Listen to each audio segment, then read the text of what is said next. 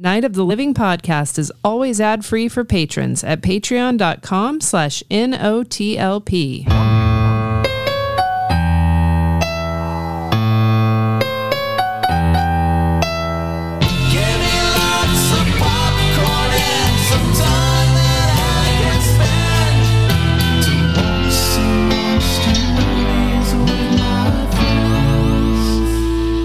Welcome to Night of the Living podcast, where every week we talk about a horror movie, mostly. Sometimes some fantasy, some science fiction, but other genre films. Horror is our staple. This staple. Current theme we're running is boarding school. So I asked Freddy what the hell he meant by that. His title. I was really confused when he sent us that text about what he's calling it. Yeah. Is it kind of like Shaggy and like Scooby-Doo? Like you're scared, like ghosts. That's what happens when you're desperate to make a graphic and you just want to put the text on it. And I was like, you know what? Would look cool. Boarding wrote it as boarding school, which seemed weird. Yeah. It was last minute though, because we ran out of time. Because today's the day. You know what I mean? I do know what you mean. Night of the Demons 2. Kicking it off with that. That's Amy, by the way. Hi, I am Brett. This is Amy and Andy. He is over Brett. That way. Andy? We keep losing him. Oh, so Andy, did we lose you again? We're losing him? We're losing him, Doctor. We are recording remote right now because our dear friend Freddy here. I got the COVID. He got the coves. Can we hear you, Andy? It seems like it's infecting our... It seems like it's infecting our feed now. Yep. You've got the COVID of the remote feed. We hear you now, finally. Yeah. All right, cool. So that was Andy. Who is Brett? Who is remote. And he's a remote Brett. He's Brett. I don't. And also, I also don't know what that means either. It's some pop culture thing. God, the kids are saying. Kamala is Brett. Have you heard of these Olympic Games the kids are talking about? Oh my Lord. So this month, it's movies that have some relation to a boarding school, whether it be set in one or there's a legend about one or whatever the heck. If there was a movie where there was a legend about a boarding school that they never visit, that would be the most disappointing movie ever. Yeah. I bet it exists though. Sure. Because there are some bad movies out there. This isn't one of them. This is one of them. This one has a nugget of goodness in it that is undeniable. But it's we'll a real get into that. Crunchy nugget, I'll tell you that much. All right. I heard that joke. We're having the worst technical difficulties. I don't even know if we should continue. But that was hilarious though, because the timing of Andy's laughter was fucking great. It really was good. Could you hear what we were saying, Andy? Oh, I'm hearing like sporadic conversations from you guys, and I just hear sporadic laughs. I bet we sound. So great. I'm just gonna be like, so it's just insanity then. Even though I didn't hear anything. So here's the deal, people. We are an independent podcast. We don't have like producers and people to help us with our technology. So we're just gonna keep going and hope that Andy's feed clears up. Motor through. It could be our feed. Who even knows anymore? But yes. So we're gonna talk about Night of the Demons 2. Are you whore bitches ready? I'm ready. Absolutely. I like hearing that. I'm gonna presume Andy's ready. His eyes look ready. I'm fingers crossed. Yeah. I'm just waiting for you guys to cut off again, so I'm like, I'm parsing my words. Okay. Gotcha. All right, here we go. Turn out lights, it's the main attraction.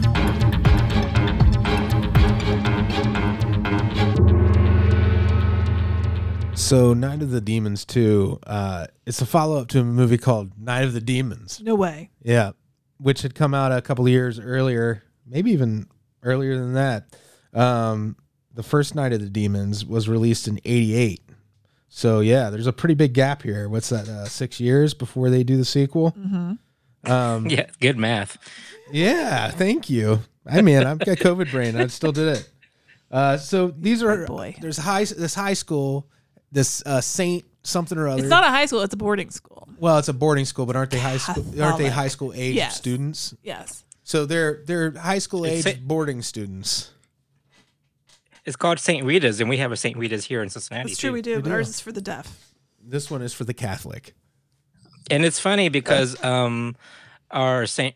Rita in Cincinnati was famous for their haunted houses they put on every year. They were good ones too. Yeah. They had a lot of fun with those. I missed that one. I don't think they do it anymore. No, they tore it down, but they had a great one, man. They didn't tear it down because it was haunted. That we know of. But that building is formidable looking. Our St. Rita's. Yeah. So it gives that feeling of that imposing, like old. Yeah. And in this film, this building, this is a real actual location of it's a dilapidated museum in L.A. Mansion is what I meant to say. And that plays Hell House or Hull House. Yeah, not the boarding school. The Hell House, Hull House. Well, I don't know. Is the house that they were in the first movie. Yeah, I don't know where the boarding school sequences were filmed for sure, but it definitely has, like, if you watch the first one, I think they used the same location, and it looks so much better in this one. Sure, everything's just shot a little clearer. It's crisper. It looks more cinematic. It looks better. Yeah. The movie is a fun mess. Yeah. But it is bad. Let's be real. Oh yeah. It's one of those things to me. It's a mess.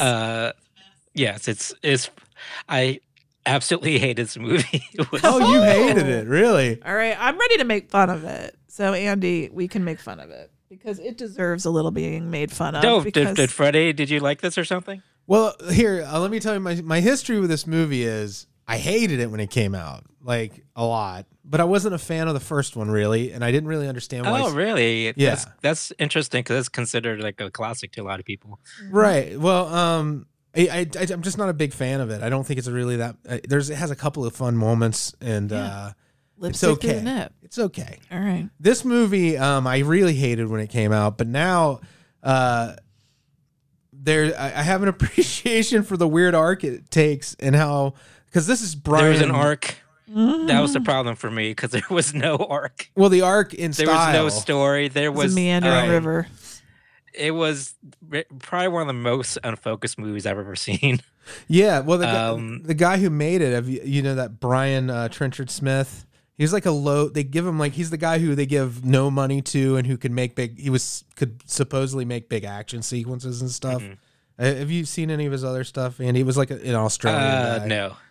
Not that I'm aware. I mean, I'm sure I have, but like nothing rings a bell. Well, he like some of the stuff as a director, okay. Like the sort of things he would do are knockoff action movies. Right. He did. I'm sorry. The movie looks like it's made by somebody who's given a little bit of money, but it looked good. It's fine. I'd like to start making fun of it. Yeah, absolutely. All right. The Leprechaun movie. That's the other thing. I loved how 90s it was. It was so 90s. If you know, you know. It had some 80s moments though, and specifically what I'd like to start with is why everybody is naked in that sorority when they're just hanging out. When the girls are just hanging out, they got tits out and lingerie on. It's a boarding house movie. Of course, you're going to need some TNA just for no reason because it's horny teens that are repressed. Speaking of, so you've just got random nakedness, and then the dudes even are in on it. Yeah, they're always around in their tighty whities that they hang out with and each they're other real close to each other. I think that's part of it. And then there's the peeping Tomness. Yeah, like that's the 80s shit to me. The random gratuitous nudity. And the boys watching the girls, the peeping Tom stuff. There has to be both. Not okay. That, and there has to be the kind of gay tension between a little bit. There's got to be a little bit of, are we turned on because we're seeing naked women, or are we turned on because we're seeing naked people in our underwear and we're together? I think this scene, if you let it play it out, that's where it was going. No, it's very male boy slumber party where you guys you get together and like, hey, watching porn together. Like, it's funny, isn't it? Why boys getting horny together is the funniest thing that to me. Like, it's like when you're a kid and you guys, you get together and you're like, look at porn or nudie magazines together, and it's like you're just sitting around in a circle getting boners together, which is fine. There's nothing wrong with it. In fact, I guess it's nice, but it's just a thing that boys do that girls do not. It's just one of those men are from Mars, women from Venus type things. I don't ever recall like girls telling stories of them getting together and slumber parties and watching porn. I mean, did you guys ever do that? Nope. The most like subversive thing we would watch is like Pumpkinhead. You know what I mean? Yeah. So we definitely watch porn at little sleepovers. Yeah. Like when you're like getting to be a teenager up in there, and there's girls do it in private. Boys are like, hey, let's all get boners together. And it might not be porn, right. But like something porn an example. Adjacent. Deathstalker is not porn, but it has a lot of bare-breasted women in it. Right. And I watched that with the buddies. We would pause and rewind those scenes over and over again in the room together. Be like, what? You want to watch that scene again? You always had to cover it up with like awkward, like, isn't that funny? But I just want to see those tits again real quick. It's like, I don't have a boner next to my friends. The best part is I can remember the line of dialogue. Like she steps out topless and says, "Now you're mine, Deathstalker." And so the character's name was actually memory Deathstalker. alert. Yeah, Deathstalker is the guy in Deathstalker. This is a core sexual memory of Freddy's that we're all invited to. That kind of movie, though, is the kind of stuff that this guy who made this movie made, too. He made a lot of garbagey, like, fantasy horror stuff, but he made, like, martial arts kind of stuff. Loved it. And then he did like, a Porky sequel. What? And this movie's all those things. I'm not saying it has a story. I was actually surprised about the... It wasn't like there's a lot of nudity, but there was enough for me. Hey, there's nudity. But it just, I was surprised by it, considering the tone. Well, the first film, nudity was a kind of vital part of that movie. And I think, it's doing that weird thing. I was trying to look at the mask on the wall. My camera is what I'm talking about. But this movie, it does feel almost like they just are doing it because they feel like they had to put that scene in there. Mm-hmm. Didn't feel obligatory. Like it wasn't. They're like, oh, this movie, should we put boobs in it still? We're on the cusp. Didn't it feel like it was the changing time when horror movies were featuring less bare-breasted women? Yeah, I guess maybe. And there was probably a decision if this had been a bigger studio picture, but this is this guy. Yeah, it was very it was weirdly polished, but also weirdly incompetent. Yes. Yeah. Yes, it was like a polished turd. It was very extremes on both ends because this was put up by Paramount when that logo came up. I was like, whoa. No wonder. That just means they own Paramount's been in trouble. I know they owned it, but still, it's like they distributed it. Like there's still some push behind it. The basic thrust of this is Angela from the first movie is now haunting Hell House, which is this abandoned mansion that they go to. It's really called Hull House, you guys. And they decide to go there on Halloween night, and they find lipstick there, and the lipstick from the first movie, where Linnea Quigley is back again. Yeah. And then it brings the demon to the boarding school where it starts possessing people. And then there's a nun who's trying to be badass. And then it ends. Here's the thing. I know that, Andy, you think this movie's bad. And yes, it is bad.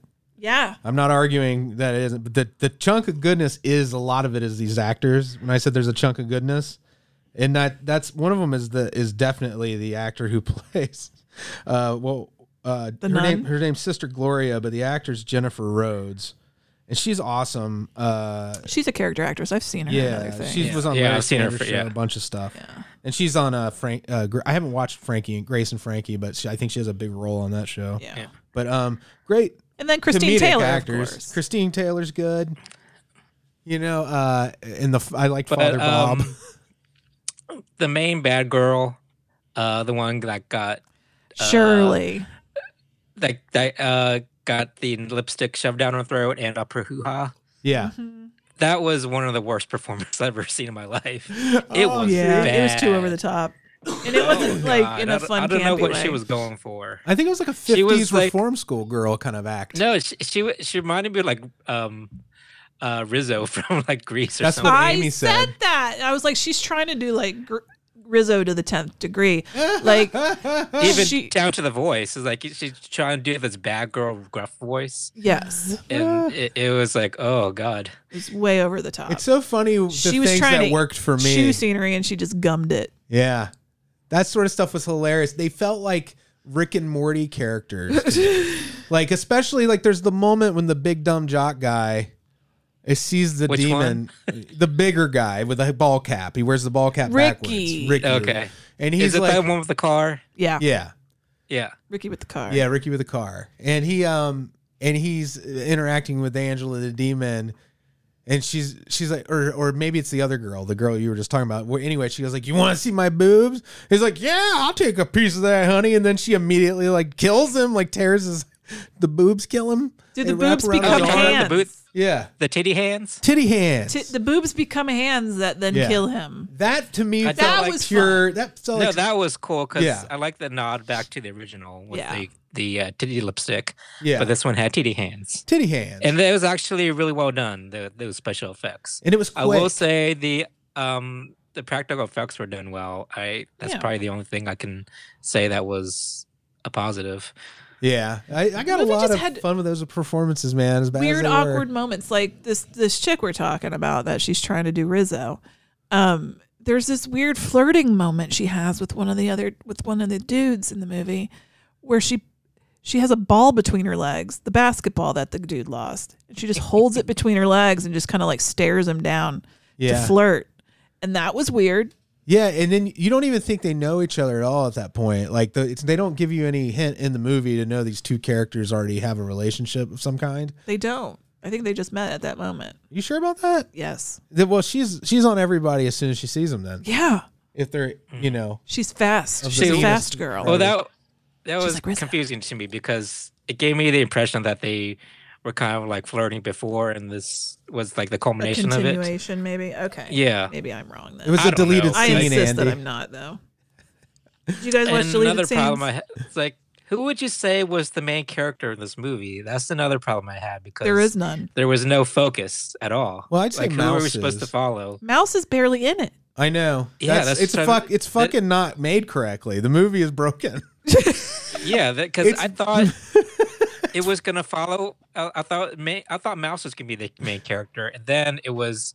Yeah. I thought it was gonna be the somewhat nice mean girl, BB. You know, with the anchor woman hair. Yeah, yes, that's BB. Anchor woman hair. Yeah, that's perfect. I thought they were setting her up as a final old girl. Yeah, it's a very old hairstyle for a young lady. Yeah. But I thought she was gonna be the final girl, and then sometimes the nun is the main character, and sometimes Christine Taylor's the main character. It's just like I said, it's very unfocused. That's why I didn't have anybody to hang a hat on because it followed so many people.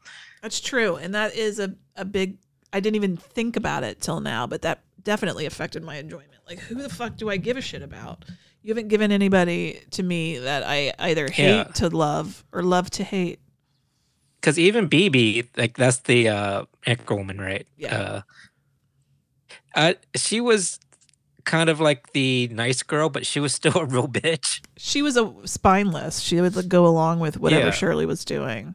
The kid who looked like Tom Petty, what was his name? Johnny. I like Johnny BB's boyfriend, right? Yeah. They were going to get it on, but then some stuff happened, and then they couldn't. Yeah. Because they were almost dead. I did write down one excellent quote from this movie, and I will give it to whoever wrote this. This is the nun says, when they were talking about, even kissing is a sin, and she says, a kiss is a sin when it's an upper persuasion for a lower invasion. When it's an upper decker, it reminded me of that. Remember that viral song last year, like one margarita's gonna. Yes, yeah. That's what it gave me. Yes, that upper that persuasion to get down. Yeah, it almost is like that Kate McKinnon character from SNL, where she's like, "I'm a cooter and my pooper," or whatever. You know what I'm talking about? The one that's always abducted. Yeah, the one that gets abducted all the time. Yeah, but she never has a fun experience. Yeah, and I did like that part where the mean girl was saying, "Is fellatio a mortal sin?"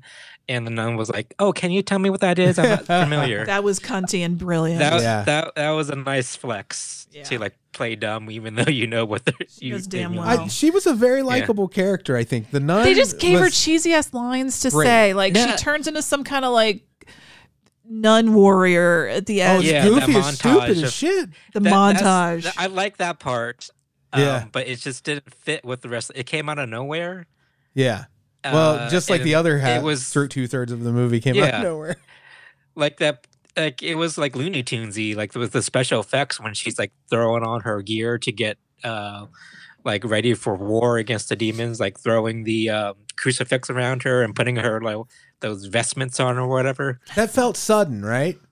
Yeah. That tone shift is Not like earned. It didn't make like if they had something in the very beginning that was that level of stupid to give you an idea that you're going to get something that stupid later on, there would have been some balance, and I think it wouldn't have felt so strange. But the first part of the movie is trying to be like a Nightmare on Elm Street installment almost. Like maybe that was set up when she was the nun was in her room and she's playing fencing with the her yardstick, the ruler. Yeah, a little bit. I mean, that was maybe a little set up for the wacky nun warrior character, but it still came out of nowhere. Yeah, it was still a big move. If it was like that whole Rambo, it's Rambo, right? Isn't that who we have to blame originally? Like I think it was First Blood, maybe. Never seen it. There is this moment of the character gearing up for the final showdown, right? And it's just fast cuts of them basically plastering their body with weaponry and grenades and bits of armor and usually a headband. And Gotta have a headband. And in this movie, like by the time 1994 came along, that was like trope had been fucking run into the ground. It hasn't really resurfaced that I can, I don't think a lot of modern action movies really do it to that level of unless they're trying to be funny. And this 94, this would have been right at that point. This was giving me a little like preparation for the Wet Bandits coming back. Yes. Home Alone montage. So our somewhat final girl, somewhat main character, sort of kind of BB. So they're at Hell House and it's spooky, it's creepy. She has to go to the bathroom. I would not pee in a supposed haunted house in that disgusting toilet. Yeah, and also it was weird that the lights still worked at that abandoned house. The toilet talks. They should have known the minute the lights came on that this joint was haunted. But she finds the lipstick. It's just kind of sitting there in the bathroom, and she goes to put it on. Yeah, ma'am, you don't know where this came from. Yeah, that any character would do that defies all logic. Girls like makeup. If they ever make a Sleepwalker sequel, I want to play a character that's the guy that comes in and takes the corn that was used as a knife and eats it. And then I become possessed by a Sleepwalker cat person. So anytime you come across corn, like, ooh, yeah, I think I'll finish that off. As long as it's in the back of a sheriff, like deeply down into their spine. Yeah. It's got to be like that. So like I said before, the lipstick becomes the conveyance for the demon. This is how it gets around. It's its little car. This would be called a fan service moment in today's parlance. But back then, sequels, those little callbacks, we didn't have a term for it. We're just like, oh, man, look at that. It's that fucking lipstick. That's what we'd say instead of fan service. Right. So becomes the red rocket lipstick of death, because anybody who goes to put it on, it instantly shoots out in a very phallic manner down your throat. And then it also goes up some ladies' hoo-has, like I said before. As you have to. Hoo-ha. When you make a red rocket lipstick gag. mean, it's all about, this movie is horny. Yeah. Let's be real. This movie is all about horniness. But it's horny in a very... to toes. It's horny in a very... like a childish way. Very childish. That's a great way to put it, Andy. Like it's very like pointing at it, like, oh, look at that. Penises. Like one of the dudes gets Z-Boy. I wrote in my notes, too horny to live, because he dies trying to get some. He sure does. And then is Z-Boy the poor man's Matthew Lillard? He's the one that kept laughing. And he looks like he came out of Strange Days. Like a character. He has that look. Well, that's a weird reference, probably. But like, the dreadlocky on top, shaved on the sides. Yeah, it was like a Street Fighter. It was very character. like cyberpunkish. Yeah, because it was the 90s. And his performance, I thought, was really great. It was very annoying. He was fucking gross and over the top. It was annoying. Couldn't wait for something to happen to him. Well, he ends up like scream laughing and humping the Angela demon. Fantastic. I guess you're right. I don't know. What do I know? I don't know. Have you ever looked at it that way? Where you look at it and you go, wow. Thanks for this. This cost about what it cost to make one episode of the X-Files, so that's something. I mean, all my notes say horny. Why this movie is so horny? Then I'm just like, our horniest dude lost his head. Yeah, he did. Yeah. And R.I.P. horny dude. May he rest in peace. I like how like mischievous Angela was. You know, she's always lurking in the shadows and is showing up places, like when Christine Taylor's making out with her boyfriend. Yeah. And then Angela's hand just shows up between his legs and is fondling his balls. You know what that lady does now? She talks to animals. Oh, she writes books. And writes books about it. I wonder if I can find one. She writes books about how to teach you how to talk with animals. And then the one is like a psychic's guide to talking to animals that she wrote. So. Yeah. She talks to horses a lot, right? Is what I read. Well, good for her, I guess. Yeah. I would love. No. I do want to converse with my animals. I do. My dogs. I want to converse with them. You just want to, but not all the time. Feedback from them. I just want some feedback. I just want some confirmation that they truly do love me. Yeah. And maybe we can talk about it. I feel like once your dogs figure out that they communicate with you, they would never leave you alone.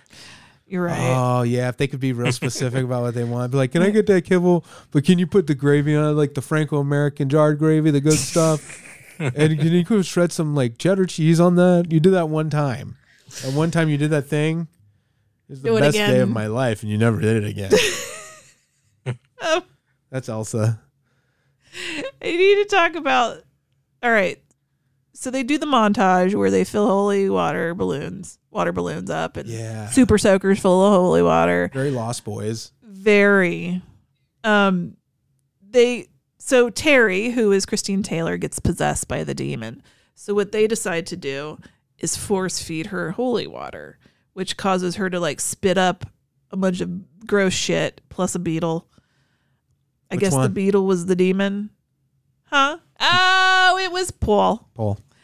Excellent beetle to throw up. That took me a second. The nun steps on it and says, "Touche" to the beetle. No, she hits it with the ruler. Yeah. She squashes it with the ruler and she says, "Touche."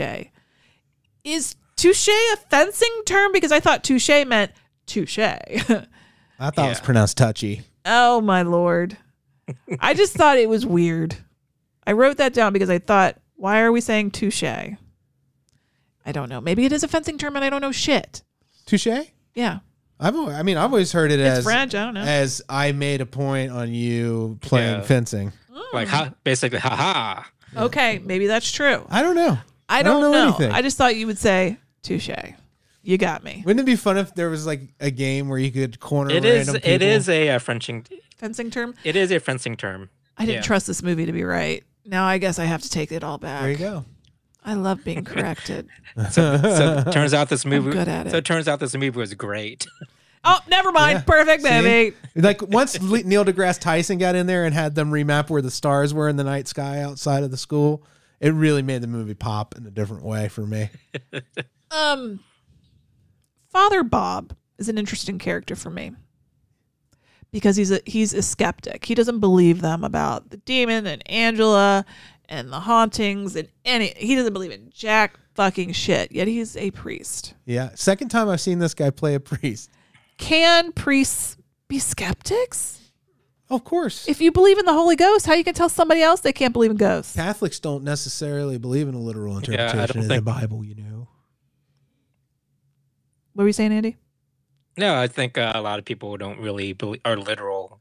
But if you're a priest, believers of the Bible. Some priests are pretty pragmatic. I just find it weird that you can extend your brain in one direction, but like a very similar direction you can't. You're like, no. Because this guy wasn't in Kingpin, was he? I'm drawing, but anyways, he was in Stir Crazy. The priest in this played like a priest. You've ever seen Stir Crazy with Gene Wilder and Richard Pryor? It's really great. I have not. It's also a comedy. But speaking of like faith and stuff, like near the end of the movie, it got weirdly like super religious. Yeah. Do you notice that? What exactly? Where like was it was like when the nun got killed, her head literally got chopped off. Yeah. And then she puts it back on, and she's like, "It's because of my faith." Yeah. In this or something. Yeah. And then she like is espousing the word of God. Yeah, it was weird. I think that was more of another thing that came out of nowhere. I think it was just an exit strategy for the writer to get out. He was like, you know what? She's a nun. Why don't they cut her head off? And he comes back, and it's fine. And she's like, it's because of Jeebus. And then we can finish our little tete-a-tete. But why just her that survived because of faith? Because the other kid, Perry, is that his name? Yeah, he dies, and he's got a ton of faith. He did. And he was the most faithful one of all. He was, and I guess no fun to be God around. wasn't looking out for him. Well, you have to get back to him because later, if you're fine, he's fine. If they had a post-credit sequence, he would be like eating ice cream. Perry is our most super religious. He gets infected by the demon. What does he decide to do but commit suicide? Is that still a sin? Discuss. Did he commit suicide? Yeah. No, he did. Like, because he got spiked in the head, and then he was possessed. I don't remember exactly what he did, but he made it so that he died. He asked Johnny for the holy water to save his soul. Oh, he drank it to disinfect. And he knew that he would die, though. That's right. Oh, that's a trick one. That's a trick then. No, I think once the demon would leave his body, he was going to die because that was the only thing keeping him alive, I think. Whatever. That makes as much sense as anything. Think about it. If you are demon possessed and you commit suicide to prevent the demon from hurting anybody, is that still a sin? I'm going to need a priest to write it. It's Amy at notlp.com. It's a noble death, so it's okay. The Exorcist 3 addresses this exact situation. Does it really? I don't remember. Read the book too at Legion. You read the book. It talks about the shit that went down with Father Karras after he threw himself out the window. That missing little piece of story between The Exorcist and the book Legion. Okay. It's interesting stuff. It's worth reading again if you've never read it. Yeah.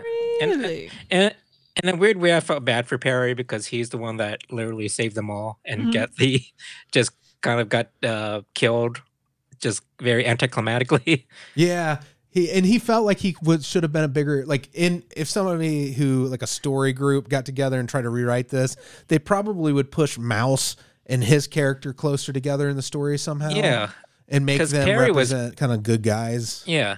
Because Perry was picked on by these guys, even our hero Johnny. But he got like killed off. And I feel that Johnny didn't die. No, he's talking about. That's what I'm saying. He should have. I don't like these characters that are real jerks. Like, why do I care if they live or not?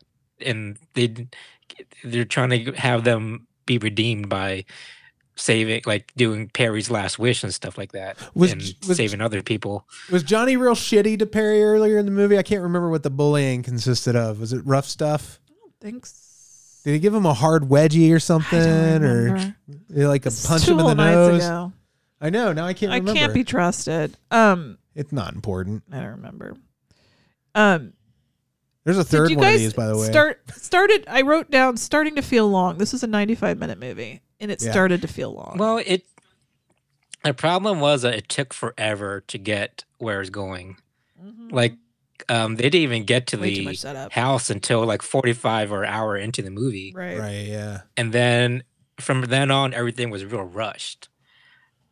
It was a lot of setup without a big payoff. Right. I said this movie is all ending because it just keeps doing something that could be an ending. Yeah. Or building to something that could be an ending and then not. And it just keeps doing it. You know, I feel like he was probably, in my imagination, I don't know how true this is, but I feel like he was just riffing off of what they did with the later Nightmare on Elm Street movies, where he's like, I can get away with whatever because it's magic. I'm just going to leave a bunch of loose ends all over the place because some shit could be dreams, some shit could be magic, some shit could be religious stuff. You know, this could be martial arts magic. Well, I feel like he knows that he can do practical like effects, and he was just looking for reasons to pull them out. Like, there is no reason for Angela at the end to be a lizard monster. She's a snake. snake or whatever, but it was a cool thing. Yeah. But there was no reason for that to happen. The only reason I could think of, remember the character of Kurt who gets killed? I think he lost his head. He kept telling everybody, my name's Kurt, but everybody calls me King Snake. Yeah. I just I remembered that. And then when she turned into a snake, I was like, is she a king snake? Is that There's the the only callback, reason? Amy. I think, doubt it. you know, I guess. I mean, I was feel not like that you're clever. working very hard to try to justify I these know. things. I was trying to. They see did it connections. because Nightmare on Elm think Street 3 did it. Yeah. Yeah. You're trying to give the movie the benefit of the doubt, but I don't think it deserves that. Yeah. No, it's because I do connections every day in addition to Wordle, but I don't always get my Wordle, but I try to get my connections done. So when I'm watching movies, I'm looking for connections. They were just cut and pasting, Amy. Wordle. Huh? They were just cutting and pasting. Yeah, it's bad. Yeah. I am happy that Johnny and BB lived, because no matter what you say about Johnny, I do still think he was worth redemption, and I liked those two. I thought BB was kind of just a nothing of a character. She's like just going along for the ride. She's mindless, like you said before. A little bit. I don't really remember BB at all. I mean, I know she exists. Obviously, I've watched this movie several times in my life. I know she exists. A positive, she had nice boobies. BB's? You know what, everybody? Yeah, BB's boobies. Everybody had nice tatas in this movie. She's Johnny's girlfriend. Yeah. The one who he takes her boobs out and goes, "You're beautiful." Yeah. And you know what? That's all a woman needs to hear. You guys didn't get choked up even a little bit? It was kind of nice. No. Did you get choked up? These two characters about to bang in this terrible movie? Yeah. The lingering shot.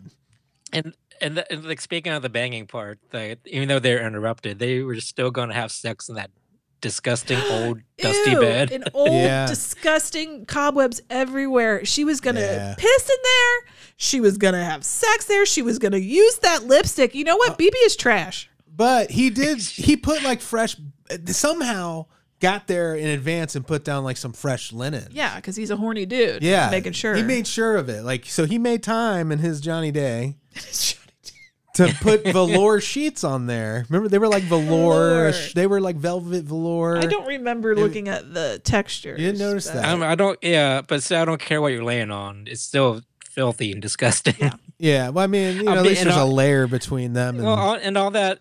If they're gonna have sex, all that motion is gonna stir up dust that on the mattress that I doubt he vacuumed.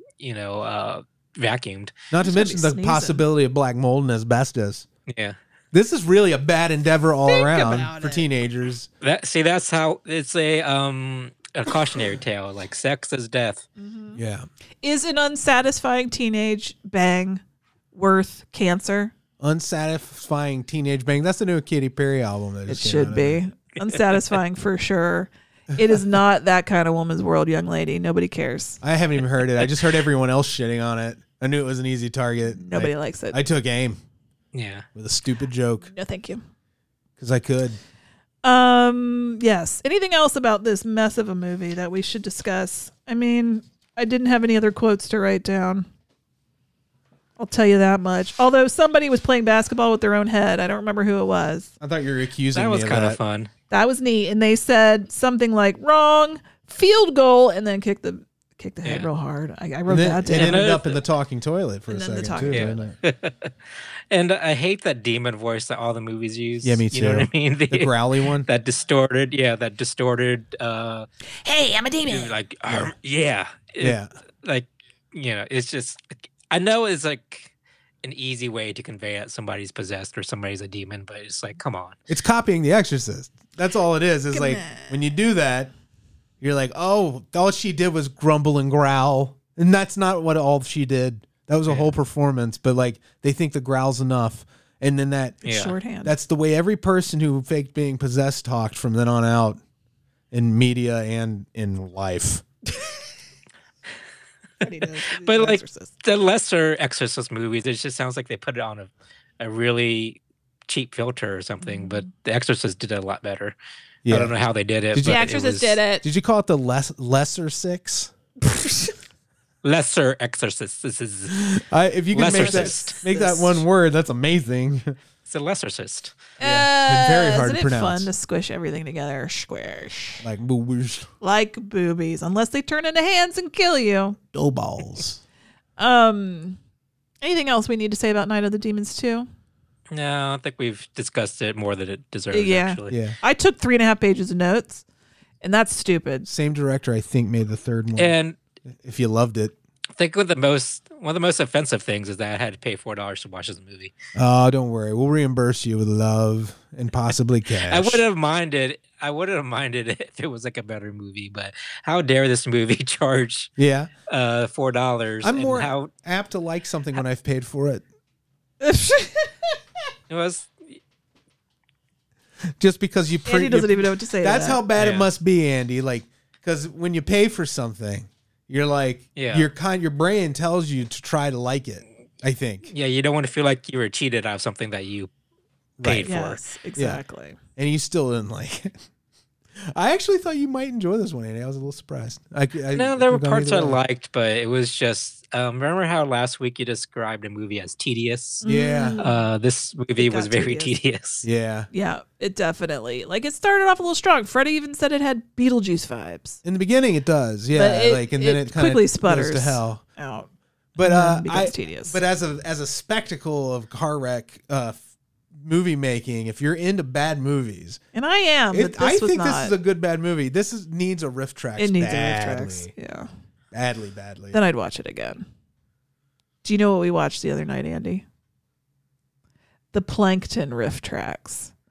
Now, longtime listeners of this show might remember way back in 2006 when this show started. Yeah. Yes, that is true. Don't play games. We watched a movie called Plankton. And we were fucking gobsmacked. Yeah.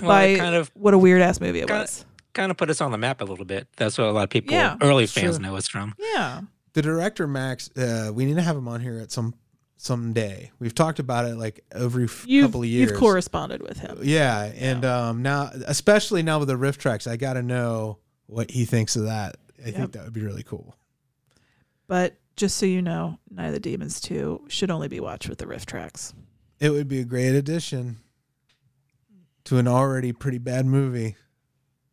All right. Moving on.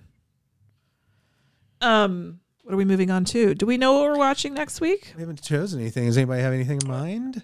I had an idea. Like, didn't Child's Play 2 take place at a boarding school? I think it did. Or that military school.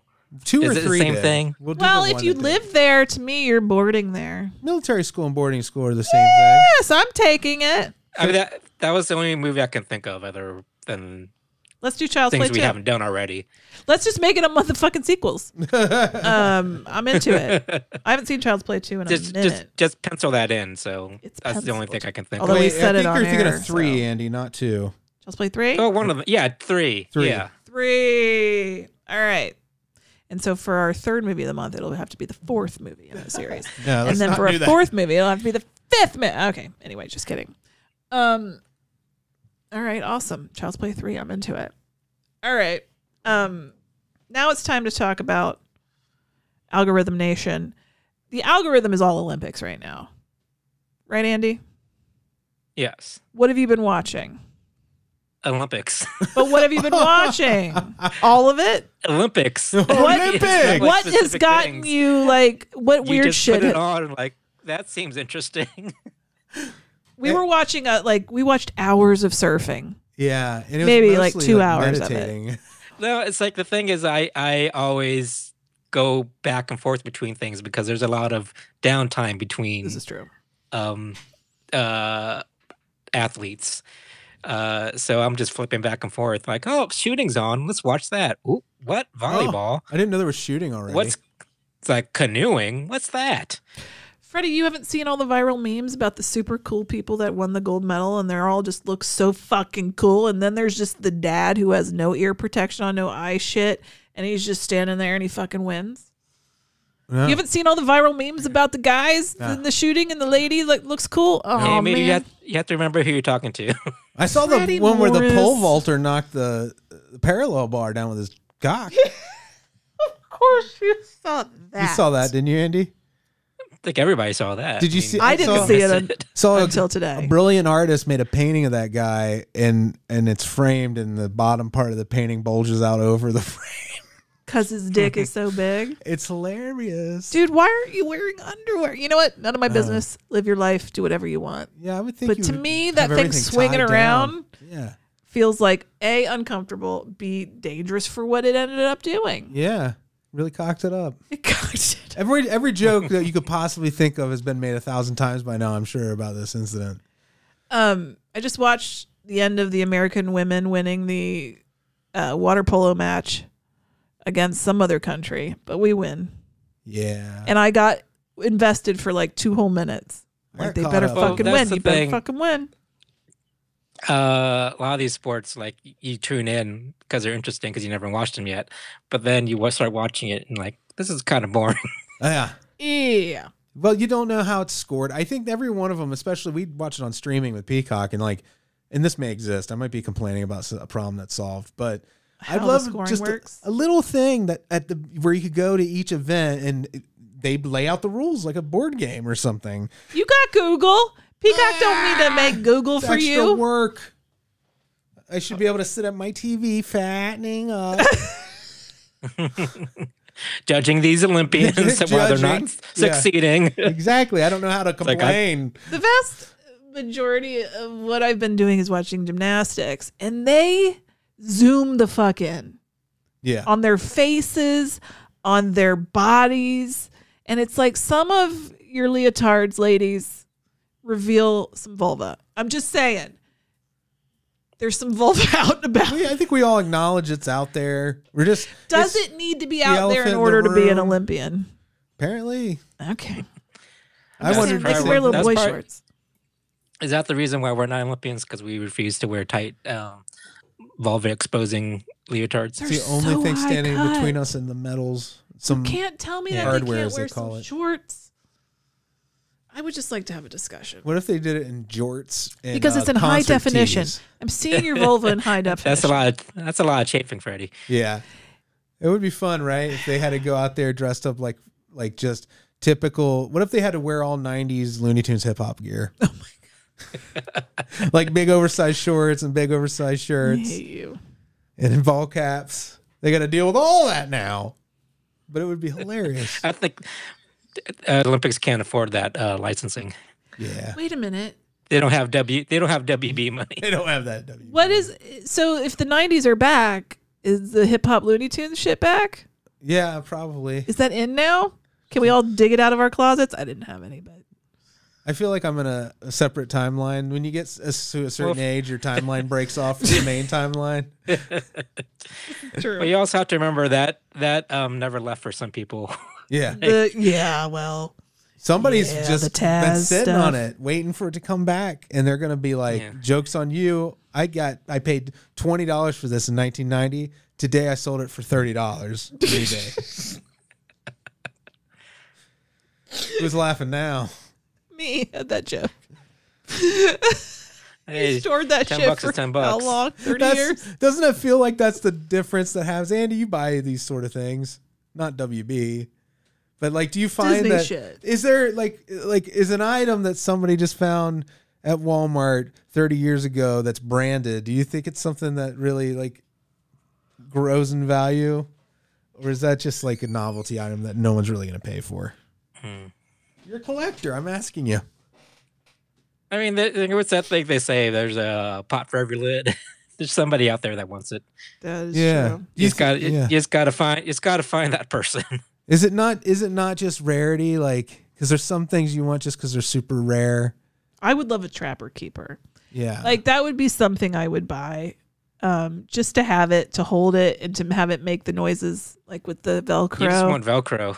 Just get some Velcro. Yeah, but I want to see the logo. I wanted to see the Trapper Keeper in the font. Yeah, I want a Trapper. You want to smell that weird plastic? Weird plastic.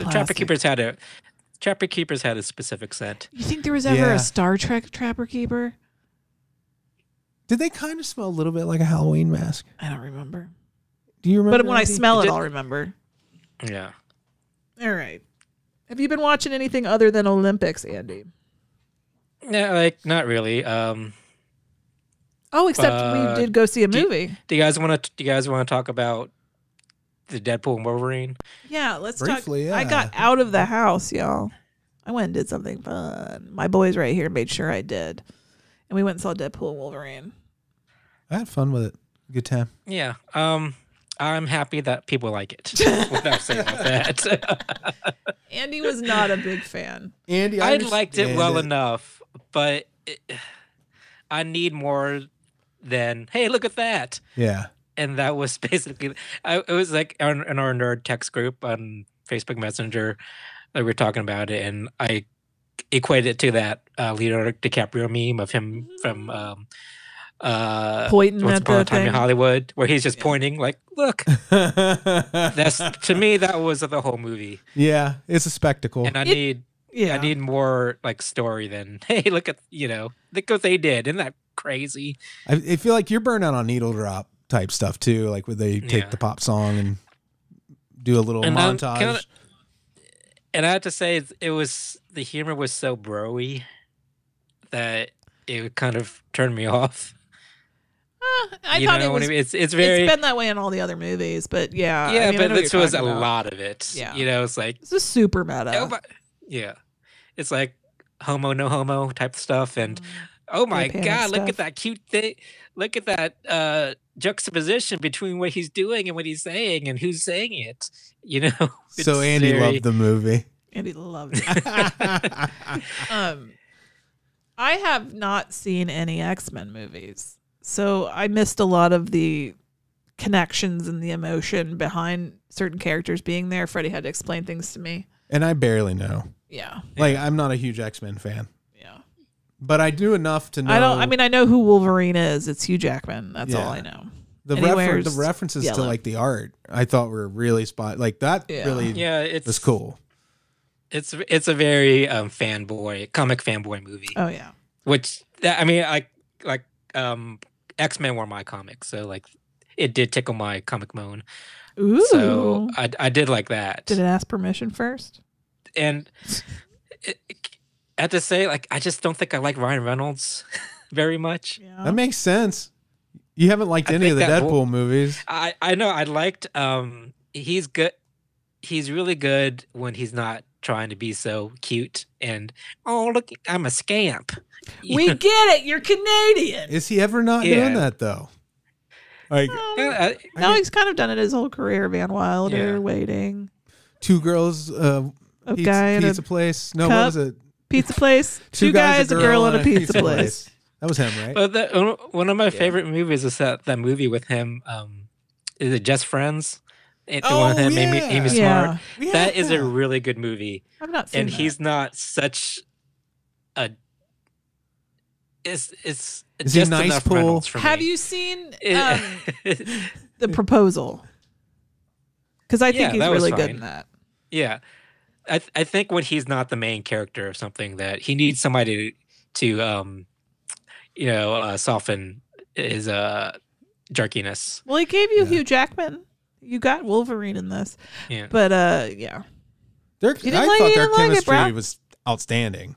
I thought Hugh Jackman was good. But it was just too Reynolds-y for me. I found myself attracted to Wolverine. I did not expect that, but That's it for sure happened. It's definitely a sexually charged movie. You get to a certain point, and you're like, ooh, look at you. Yeah. And I'd never felt that way about Hugh Jackman before. He's a huge Jackman. That's what I have heard. Surprises me that you haven't felt that way. I have heard that. This is the best. To me, I thought the first one. This is the best Wolverine for me. Oh, I thought we were talking about Deadpool. Sorry. Oh, the movies like. This wasn't my favorite movie of the Deadpool series. Do you think they're going to make another one? I doubt it. I mean, if this makes enough money. Well, once they see those returns, like how are we going to pull this out of the grave? It just feels like a fourth one, like that. It feels like it'll turn. Well, I'm like, what other story, Deadpool type of story do you have to tell? I think he needs to be part of an ensemble cast, like an Avengers or something. The thing about Deadpool is that he doesn't need to be part of the bigger storyline. He can have his own movies and be fine. And I think that is the direction that they should be going if they make the more Deadpool movies. Don't pull him into the bigger story. Just make him stand alone and do his own thing. Well, his purpose is to comment on, like in comics, like his purpose became to comment on what was happening in the other comic books. And in the movies, I think he's only exists as like as the like fourth wall, the audience kind of commenting on all the movies. That's the only reason he exists. So if you give him a self-contained story, like the whole purpose of the character, you're changing why he was even created, you know? Because then he's just another superhero character. I don't know. It just feels like a fourth movie is like slumming it for Ryan Reynolds. But well, I think it's just like, I also do think that they do care about the quality of these movies, and they have milked it to the point that the only thing that's left is what are they in the death phase of Marvel movies? Like this is, I don't know what phase they call this, like 4, 5, 6, whatever. Who gives a fuck? I think they're trying to course correct by casting Robert Downey Jr. again. So who knows? Yeah, it makes you wonder. Like, I mean, they had to do something when their Kang casting blew up in their faces. Well, there's that. Yeah. But also, what's the end game? Oh, it was a movie. It was great. You should have been there. Yeah. I mean, they've got the Russo brothers back on board with like they're just going to go back to the well. Yeah. So they're just giving people like the fanboys what they've been chomping at the bit for. Yeah. Well, we beg for something original, you know, and then we do get those things, and we reject them usually. But then sometimes, you know, like Longlegs had I think a pretty successful opening, right? And that was mostly an original kind of concept, but yeah, it's not like, you know, I don't think it did enough moolah for them to give a shit to make anything greenlight something like that again. And also, it wasn't like it wasn't mind blowing, really, honestly. Really, honestly. So where are we, filmmakers? When are you going to start giving us some stuff we can sink our teeth into again? I don't know. What do we get coming? I prefer trash because it doesn't require that much of me. Yeah, I'm starting to really like thrillers. Sure, thrillers. Why not? They're nice and cheap. Like you know exactly what you're getting like into Jade. Any kind of thriller will do. Like where in the first act, Basic Instinct, somebody is in deep trouble and they have to muddle through the second act with the allies and double crossings, and then a nice big resolute, like Presumed Innocent. That was awesome. The television series on Apple Plus. Yeah, and the movie. Both are really good. Oh, is the series based on the movie? They're both based on a book, I think, right? Yeah, Scott Turow. Oh. But I don't know what I think they all have different endings. Yeah, they don't have the same ending. So that kind of is a spoiler, I guess. Because I'm telling you one option is not an option. You haven't seen But I haven't read the book or watched the movie in so long. Yeah. Like, I don't remember a lot of that anyway. So shit like that's great. I'm glad to see a little bit of a resurgence in just traditional storytelling. Yeah. It's comforting. It is nice. I don't want to eliminate superhero movies and stuff, but still. Right. Nobody's saying that. Okay. I'm ending the show. Is that okay? All right. So after 18 years, we're done. We're done forever. Done forever. Wait. No, I didn't mean that. I meant at the end of every show, we say hi to our Beelzebubs. Patreon.com/NOTLP if you want to support this show with your money. Our Beelzebubs get their names read every episode. So here we go. Matt, Branan and Emily, Jeffel, Iona Goodwin.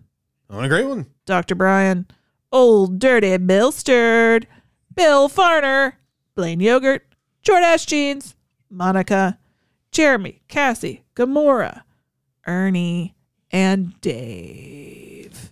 That is the list. Thank you. Keep talking while I bring up the music. Yeah. So Night of Demons 3. Are we watching that tonight before we go to bed? Sure. I want to have good dreams. All right. Bye, everybody. Thanks for listening. Okay, bye. Bye. Frankenstein was wondering if he should go to bed.